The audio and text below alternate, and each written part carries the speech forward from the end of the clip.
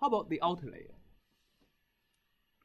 So if I want to plot all the plots on top of each other according to a profile of the outer layer, what should I do?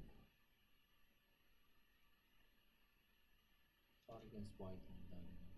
Yes. So first of all, I should change the x-axis to, instead of yp, to yd99.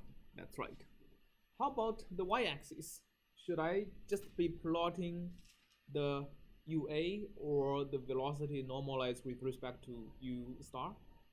U minus UE all over U star. All right, U minus UE. So UA is already divided by U star, right? So let's subtract by val I dot UA end. So that's the very last entry in the UE. That is in the flat portion. Okay, so let's do that. Let's make another figure and plot that. That is what we have, and let's also do a loop.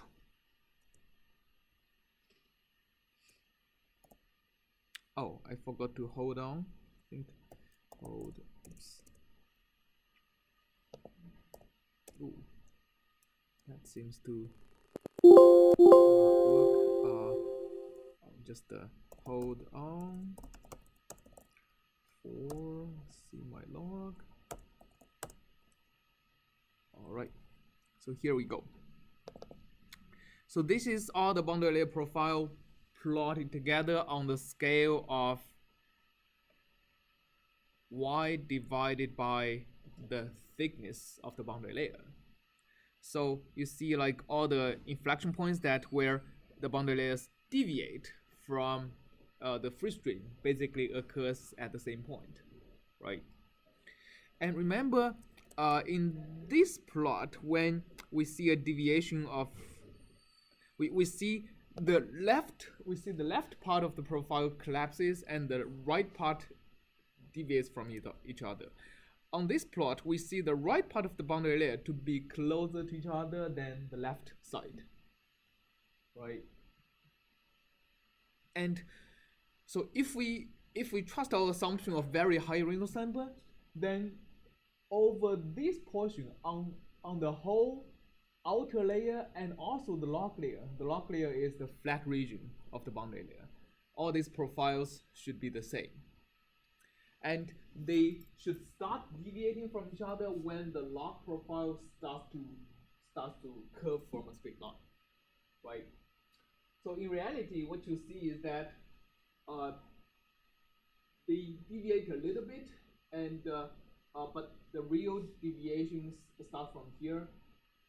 For the lower Reynolds number ones, which is the top one, the deviation from the straight line happens earlier or at a location that is thicker relative to the thickness of the boundary layer. It starts to deviate. The laminar that when this line starts to deviate from a straight line, it means laminar viscosity starts to matter, right? So for higher Reynolds number ones, laminar viscosity starts to matter deeper into the boundary layer.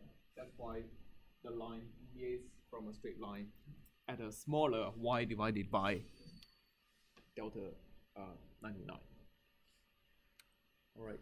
Does the same argument that we used previously about which one's which, does that still apply to this one?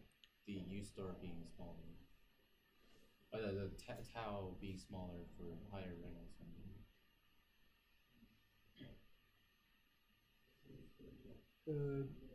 That still applies. So yeah, that still applies. So the top one is the highest Reynolds. No, okay, so in this, in here, let me see.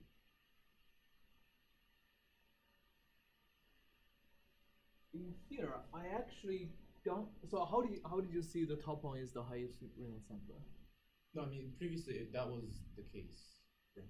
The top one was the highest Reynolds number. That's right, because previously we plotted, in this plot, we plotted U divided by U star. Yeah. So we can see clearly from this plot which one has a higher ratio of U versus U star. This one has a higher ratio of UE versus U star. Right. But in this plot, we plotted UE minus, so U minus UE divided by U star. Right. So from this plot, it is not apparent which one has the highest ratio of UE over U star. Right. The way I can see which one is which is by The length. yeah, Or where it finishes. this scale, right? Where it finishes in the Y scale, because I know the grid of the DNS simulation is fixed.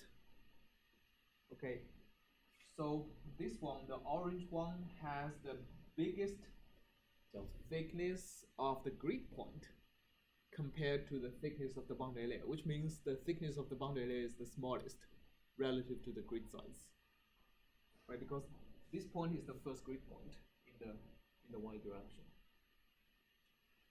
So the orange one is the earliest boundary layer, and the red one is the latest boundary layer.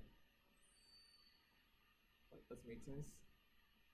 If you have this line going continuously, it's hard to see which one is which. All right. Okay.